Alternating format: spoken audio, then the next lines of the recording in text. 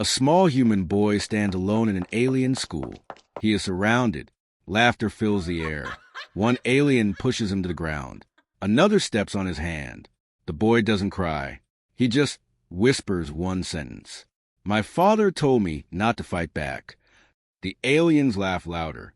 But far away, a red alert begins flashing inside Earth's most dangerous military base. A commander slowly turns his head and says only one thing. Who touched my son?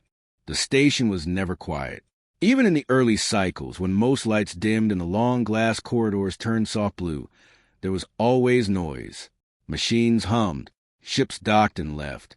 Strange voices echoed in languages that twisted and clicked and sang in ways humans could not understand.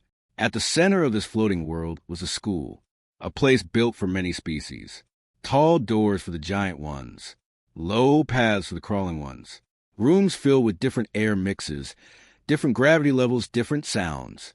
It was made to welcome everyone, but not everyone was treated the same. Humans were new, and in this place, new meant weak. Aaron walked through the main hall with his head slightly down. He was small for his age, thin, quiet. His steps were soft, almost like he was trying not to be noticed. His uniform was clean, but worn at the edges. A simple gray suit with a small Earth symbol on the chest. Some students glanced at him. Most laughed. A group of tall, sharp-faced aliens stood near the wall. Their skin shimmered like metal, and their eyes glowed faint green. One of them nudged the other as Aaron passed. Look, it said in a rough voice. The fragile one. Another made a clicking sound that meant laughter. Careful, a third added. He might break if you breathe on him. They didn't even try to be quiet. Aaron heard every word, but he kept walking. Inside the classroom, things were not better. Desks were shaped differently for each species. Some floated, some stuck to the ground, some moved slowly on their own.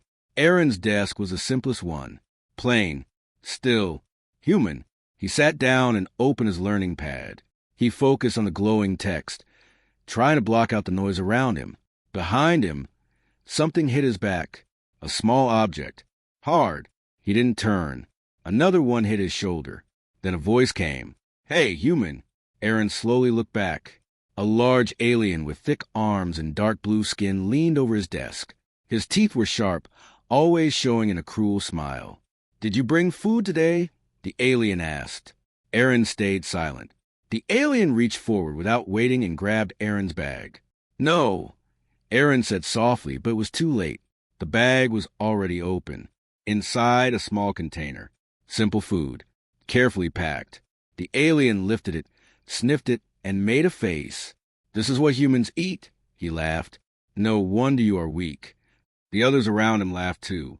Aaron's hands tightened under the desk, but he did not move, did not fight. At the front of the room, the teacher watched, a tall being with long arms and pale skin. Its eyes moved slowly across the class. It saw everything, the stolen food, the laughter, the quiet human boy, but it said nothing. To them, this was normal. Humans were not important. Not yet. Low priority. Aaron turned back to his desk. His food was gone. His stomach felt empty. But that was not new. What hurt more was the silence. No one helped. No one ever did. Later, during the break cycle, Aaron sat alone near the edge of the station's observation deck. Beyond the glass, space stretched forever. Stars burned quietly in the distance. Ships moved like tiny lights, coming and going. It was the only place where things felt calm. Aaron held a small device in his hand. Old, scratched, but important. He pressed it gently. A soft voice played. Aaron, the voice said, strong, calm. If you are hearing this, remember what I told you. Aaron closed his eyes. Strength is not shown in anger. His father's voice always sounded the same. Steady, controlled. No matter what happens, you must not fight out of hate. Understand? Aaron whispered, yes. Even though no one was there, a shadow fell over him. Aaron opened his eyes. The same group of aliens stood behind him.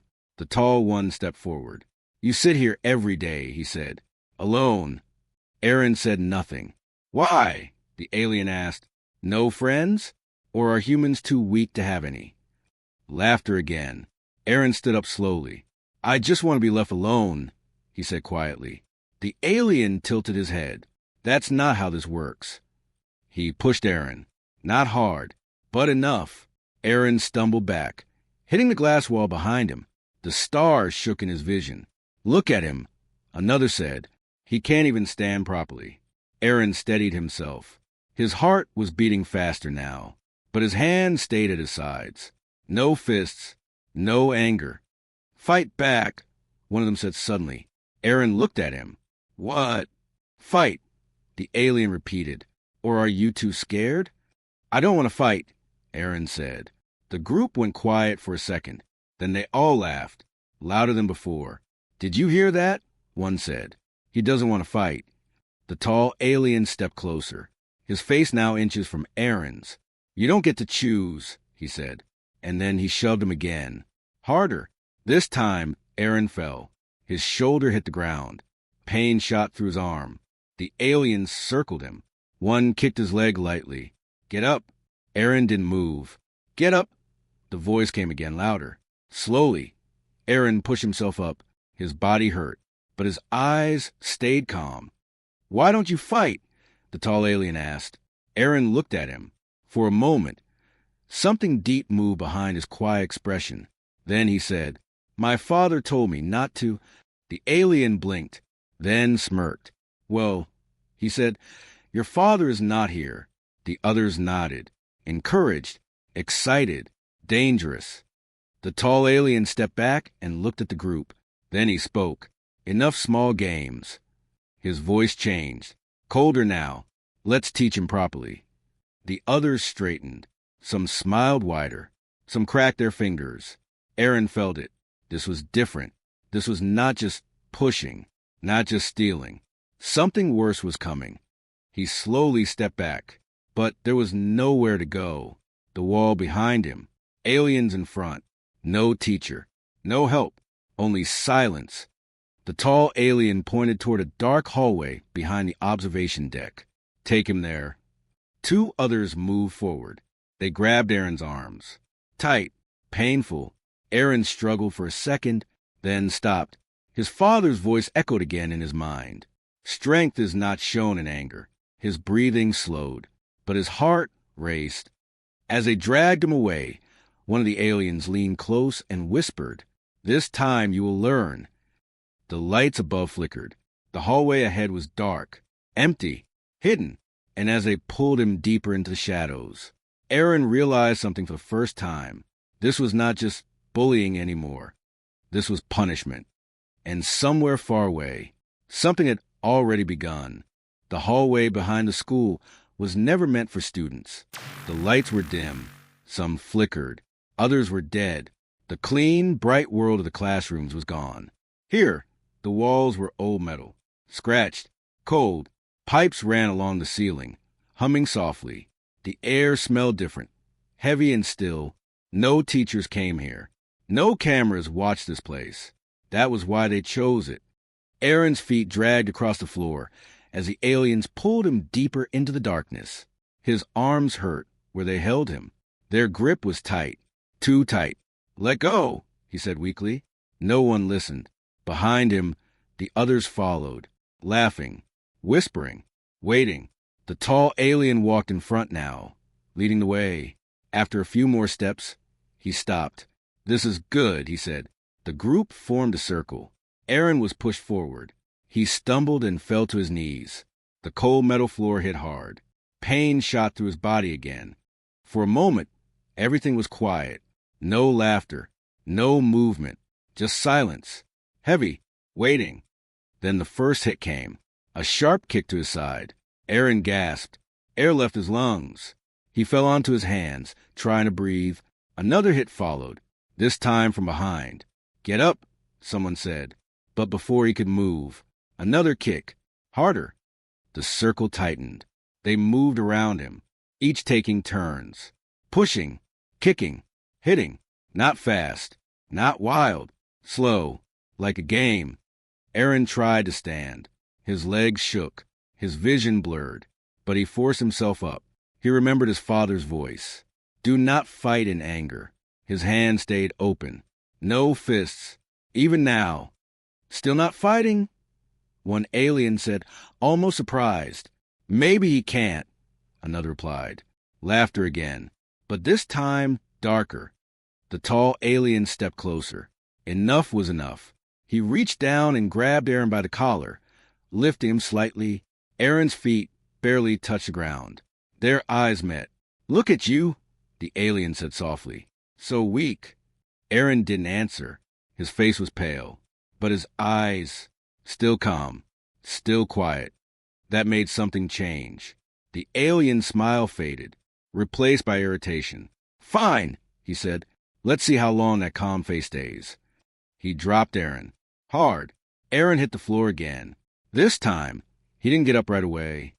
One of the smaller aliens stepped forward. He held something in his hand. A small device. Black, thin, with a glowing edge. Aaron saw it. His heart skipped. What is that? One of the others asked. The alien grinned. A shock tool, he said, used for training beasts.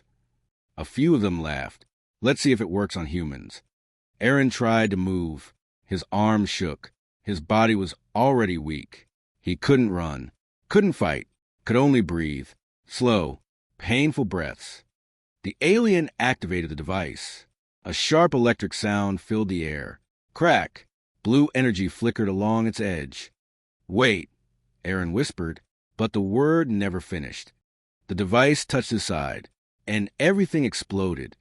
Pain, instant, burning, like fire inside his body. His muscles locked, his back arched. A scream tore from his throat before he could stop it. The alien stepped back slightly, watching, interested. The shock lasted only seconds, but to Aaron, it felt endless. When it stopped, he collapsed. His body hit the ground with a dull sound. He didn't move. Again, someone said. The device touched him once more. Another burst. Stronger, longer. Aaron's fingers clawed at the floor. His vision flashed white, then black, then white again. He couldn't think, couldn't breathe, couldn't hear anything but the buzzing in his head. Then, silence. The device powered down. The alien stepped back. Enough, the tall one said. Aaron lay still, barely breathing. His body trembled slightly. Small, weak movements. Nothing more. Did we break him? One asked. The tall alien crouched beside him. He leaned closer, watching, waiting. Aaron's eyes were half open, unfocused, fading. Pathetic, the alien muttered. He stood up. Let's go. One by one, they turned away, laughing again, like nothing had happened, like it was just another game. Their footsteps faded. The hallway grew quiet again, dark, empty. Aaron was alone. Seconds passed, maybe minutes. Time didn't feel real anymore. Then, a small sound, soft, almost invisible, from his wrist. Under his sleeve, something blinked. A tiny light, red. His device, hidden, silent.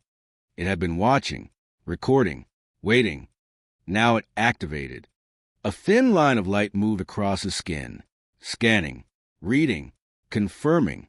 Critical condition detected. Unauthorized harm detected. Identity confirmed. The red light turned solid. Then a signal was sent. Not loud, not visible, no sound, no flash. Just data. Fast, precise. Leaving the station. Crossing space. Faster than any ship. Heading to only one place. Earth. Deep below the surface of the planet. A facility stood hidden. No signs. No names, only security, layers and layers of it. Inside, a large room glowed with screens. Officers worked quietly, focused, controlled. Then, a sound broke the silence. Beep. One screen changed. Red. An officer looked up, confused. Then his face froze. Sir, he said slowly. Others turned. What is it? He didn't answer right away. His eyes scanned the data. Again, making sure. Then he whispered, That's not possible. The room grew tense. Report, a senior officer said. The man swallowed. It's a priority signal, he said. Level? Omega. Silence. Heavy. Immediate. Everyone in the room stopped moving, because there was only one type of signal with that level. Only one. Source? The senior officer asked. The answer came in a quiet voice. External. Off-world. Identity. A pause. Then, the words that changed everything. Aaron Varen. The name echoed in the room, like a shockwave. The senior officer stood up slowly. No, he said, but the data was clear. Confirmed. Another screen opened. A short clip began to play. Blurry. Broken. But enough. A human boy. On the ground. Surrounded. The room went cold. No one spoke. No one moved. Because everyone there knew one thing. One very important thing. Aaron Varen was not just any child. He was the son of one man. The man who commanded Earth's deadliest army. The man no enemy wanted to face. The man who never forgave. Commander Cale Varen. And somewhere deep inside the facility, a door slowly opened. Deep inside Earth's hidden military facility, the air changed. The room that once held quiet control now felt heavy. Still, waiting. No one spoke. No one moved. Every screen showed the same thing. A small human boy, on the ground, hurt, alone. Then the door opened, slowly. No sound, but everyone felt it. Commander Cale Varen stepped into the room. He was not loud, not dramatic. He walked in with calm, steady steps. Tall, straight, controlled. His uniform was simple, dark, clean, no extra marks, no display. But no one in that room needed symbols to know who he was. They all stepped back, without being told. Cale stopped at the center. His eyes moved once across the room, then to the screen. Show me, he said. His voice was quiet, flat, no emotion. The officer nearest to him nodded quickly. The footage played. The hallway, dark, the group of aliens, the circle. Then Aaron, on the ground, trying to stand, falling. The first hit, then another. No one in the room breathed. The footage shook, but it showed enough. Too much. Then the moment came. The device. The shock. Aaron's body jerked. His scream cut through the silence. Even through the broken audio, it was clear, real, painful. The clip ended. Silence returned. But now it was different. Heavier, colder. All eyes slowly turned to Cale, waiting, expecting something, anything. Anger, rage, shouting. But none of that came. Cale stood still. His face did not change. His hands stayed at his sides. His breathing remained slow, even. Only his eyes moved, locked on the last frame of the screen. His son, on the ground. Seconds passed. Long, uncomfortable seconds. One officer shifted slightly. Another swallowed. No one dared to speak, because they all knew something. Something important. Commander Cale Varen was not a man who reacted loudly. He was a man who decided. And when he decided, things ended. Finally, he spoke. Just one sentence. Calm, clear, cold. Prepare the fleet. No one questioned it. No one hesitated. The room exploded into action. Alert all divisions. Activate command channels. Wake the carriers. Hands moved fast across controls. Screens changed. Lights turned red. Deep beneath the facility, massive doors began to open. Hidden hangars lit up. Long, dark shapes rested inside. Silent giants. Human warships. Not small patrol ships. Not trade vessels. War machines, built for one purpose. End threats. Power surged through them. Engines woke. Low vibrations filled the ground. On the surface of Earth, nothing seemed different. The sky stayed calm. The cities moved as always. But in orbit, something changed. One by one, massive ships moved out of hidden positions. They were dark, angular, silent. No flashing lights. No signals. only presence. Inside each ship, crews took their positions. Focused, ready. Weapon systems came online. Not loud, not bright, but powerful. Rail cannons, energy arrays, defense shields, all active, all waiting. Back in the command center, an officer looked up. Fleet status rising, he said. 10% 2040. Kale did not move. Another officer turned from his screen. Commander, do we send a warning? Kale answered without looking at him. No. The word was final, because this was not a negotiation. This was a response. Far beyond Earth, other civilizations began to notice. Sensors picked up movement, large movement. At first confusion, then concern. What is that signal? Human ships, many of them. Where are they going? Data moved fast across alien networks. Then someone found the path. A single location. The space station. Panic spread. Messages were sent. Urgent. To Earth Command, state your intent. No reply. To Human Fleet, identify your mission. Silence. More messages. Faster now. More desperate. Still nothing. Because the Human Fleet did not answer questions. It moved. Back inside the command center, the main screen changed. A map appeared. A glowing line stretched from Earth, across space, toward the station. Jump points ready, an officer said. Fleet aligned. Kale finally moved, just one step forward. Execute. Across orbit, the ships vanished. Not one by one, all at once. Gone. Space folded. Distance broke. And then they appeared again.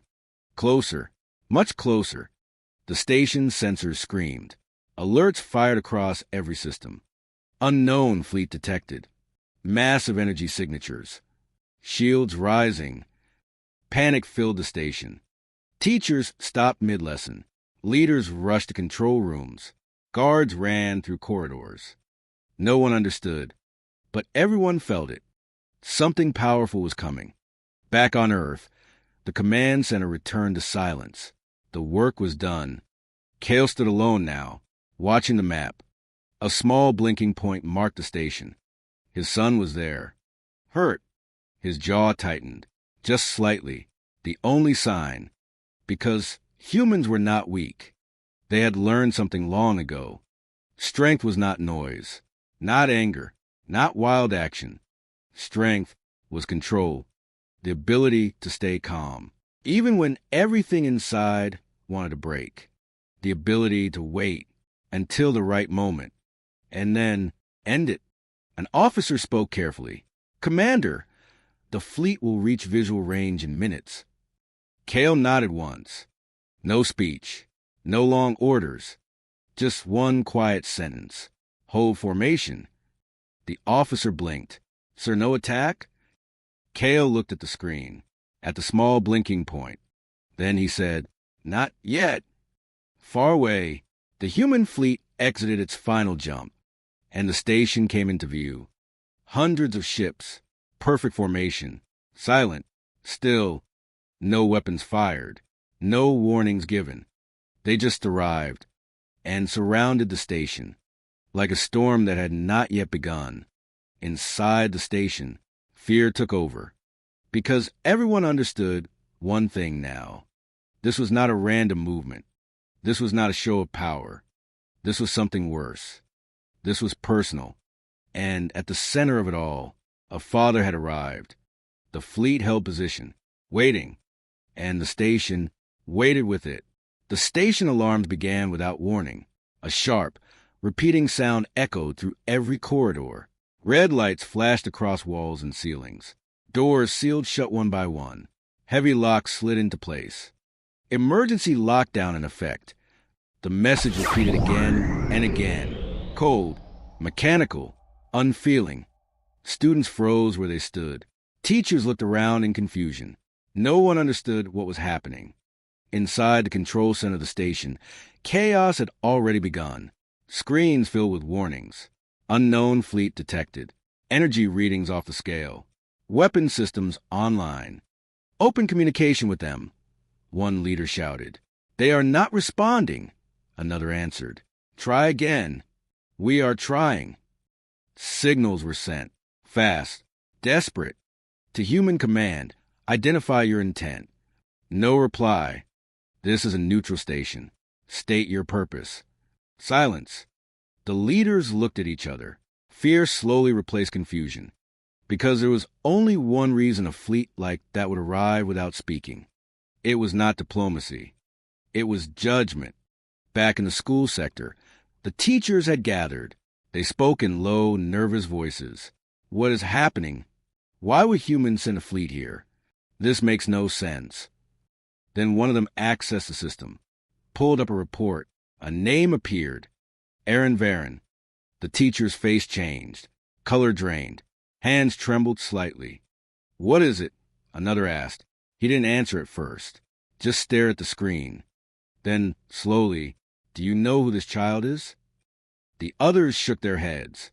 The teacher swallowed. That name, Varen. A pause.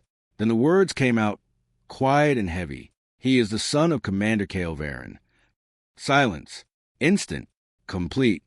One of them stepped back. No, that's not possible. It is, the teacher said.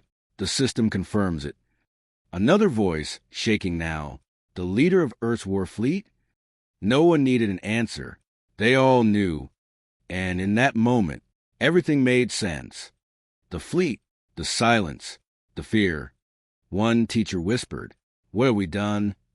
Elsewhere, in a dark corner of the station, the group of alien bullies stood together.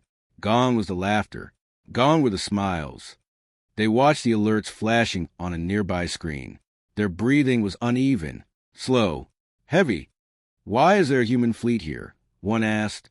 No one answered. Another shook his head. It's not because of us, right? Silence. The tall alien, the leader, stood still. His eyes moved slowly, thinking, remembering. The hallway, the boy, the shock device. A cold feeling spread through him.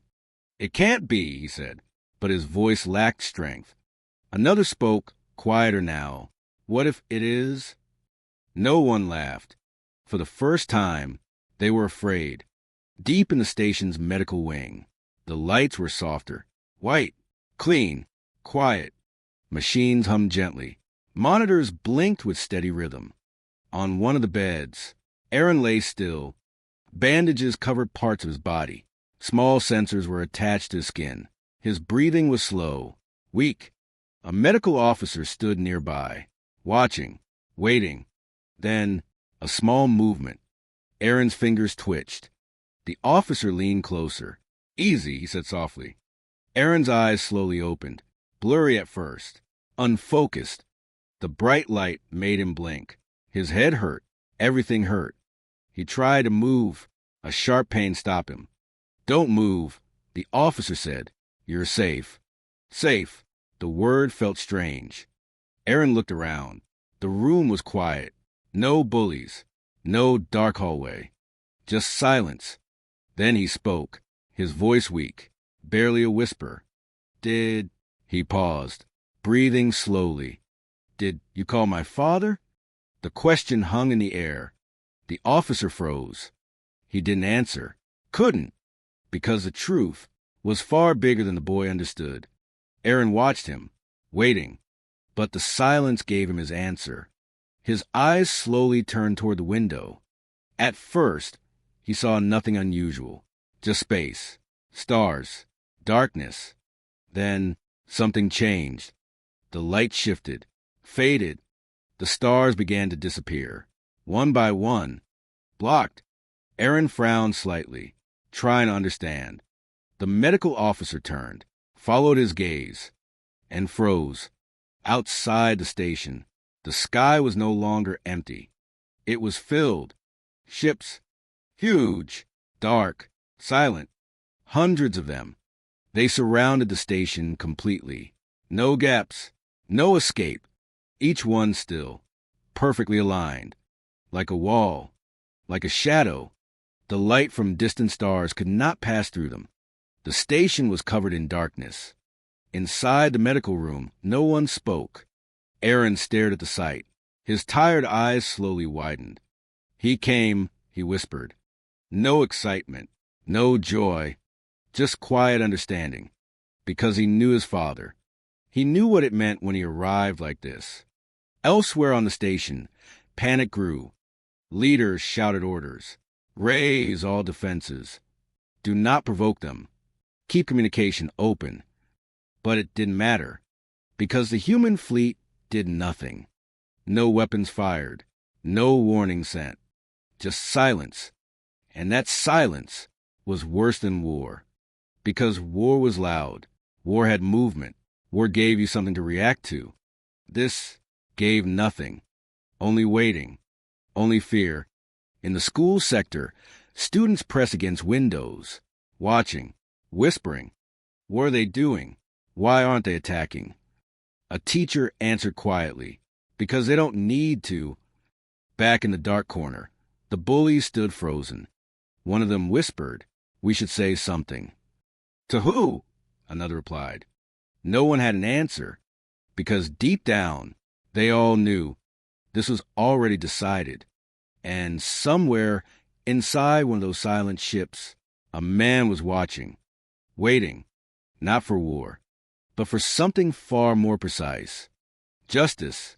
The docking bay opened without a sound. No alarms, no warnings, just a slow, heavy movement of metal doors sliding apart. Outside, one of the massive human warships waited, dark, silent, watching. A single shuttle moved forward from it, small compared to fleet, but important. Inside the station, security teams gathered, nervous, uncertain. No one gave orders. No one wanted to make a mistake. The shuttle entered, landed. The bay doors sealed again. For a moment, nothing happened. Then the hatch opened. Commander Cale Varen stepped out. No armor, no weapons in his hands, just his uniform. Dark, clean, simple. But his presence filled the space. The guards standing nearby froze, not because they were told to, but because something inside them said, "Do not move." Cale looked around once, his eyes sharp, calm, reading everything. Then he began to walk. No rush, no hesitation. Each step steady, controlled. The guards moved aside instantly. No one blocked his path. No one even tried. The message spread fast through the station. He's here. Corridors cleared before him. Doors opened. People stepped back against the walls. Aliens of every kind watched him pass. Some in fear, some in silence, some unable to even look at him directly. Because this was not just a man walking. This was the reason the sky had turned dark. Cale reached the medical wing. The doors opened. Inside, the room was quiet, still. Aaron lay on the bed, small, injured. For the first time since arriving, Cale stopped. He stood there for a second, looking at his son. No anger on his face, no visible emotion, but something deeper moved behind his eyes. He walked forward, slowly. The medical staff stepped back. No one spoke. Cale reached the bed. Then he knelt. A simple movement, quiet, careful. Aaron turned his head slightly. His eyes met his father's. For a moment, everything else disappeared. No fleet, no station, no fear, just a father and his son. Cale's voice came, soft and steady. "Are you hurt?" Aaron looked at him, then nodded. A small movement, but enough. Cale held his gaze for a second longer, then gave a slight nod of his own. No more questions, no more words. He stood up, and everything changed again. The room felt colder, heavier. Cale turned toward the door. "Bring them," he said. Outside, the station leaders were already waiting. Called, gathered, forced to face what they had allowed. They stood in a line, trying to look calm, failing. Cale walked toward them. They did not move, could not. He stopped in front of them. Silence filled the corridor. Then he spoke. "You had one job." His voice was not loud, but it carried, sharp, clear, protect a child. No one answered. What could they say? That they didn't know? That they didn't care? None of it mattered, because the truth was simple. They had failed. The silence stretched, heavy, uncomfortable. Then one of the leaders tried to speak. We. Kale raised his hand slightly. The leader stopped instantly. No permission, no excuses, just silence again. Then Kale gave his next command. No war today. The word shocked everyone. Some looked up quickly. Others exchanged confused glances. No war? After all this? After the fleet?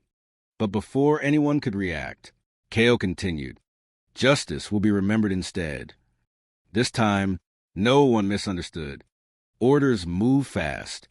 Security teams rushed out, targeted, precise. The bullies were found quickly. They didn't run. Couldn't. Fear had already taken everything from them. They were dragged into the main hall, in front of everyone. Students watched. Teachers stood frozen. The tall alien, the leader, tried to speak, tried to explain. But no one listened, because now he was the weak one. They were taken away. No violence, no shouting, just quiet removal. And that silence felt heavier than any punishment. Back in command, new orders spread across the station. Human protection protocols activated. New rules enforced. Clear, strict, every species equal, no exceptions. Any harm to a human, treated as highest priority. Teachers received direct warnings. Leaders signed new agreements. The balance of power had shifted, not with destruction, but with control, with precision, with choice. Hours later, the station slowly returned to movement. The fleet still surrounded it, still silent, still watching. But no attack came, because it was never needed. In the school corridor, students gathered again, quiet, whispering. Then Aaron walked in. Slow steps, still healing, but standing. The same boy, the same uniform. But everything else was different. No laughter, no whispers of weakness. No one stepped in his way. Instead, they moved aside, one by one. A clear path formed in front of him. Some lowered their heads. Others avoided eye contact. No one touched him. No one spoke. Aaron walked forward, calm, quiet, just like before. But this time, he was not alone, because now everyone knew humans were not weak. They had never been weak. They had simply chosen not to show their strength until it mattered. Far above the station, the fleet remained. Silent guardians in the dark. And inside one of those ships, Commander Kale Varen stood watching. Not proud, not satisfied, just certain. His son was safe. And the message was clear. The story ended not with war, but with understanding. And as Aaron took his seat in the classroom once more, no one dared to laugh, because they had finally learned the truth. They thought humans were weak, because humans chose peace.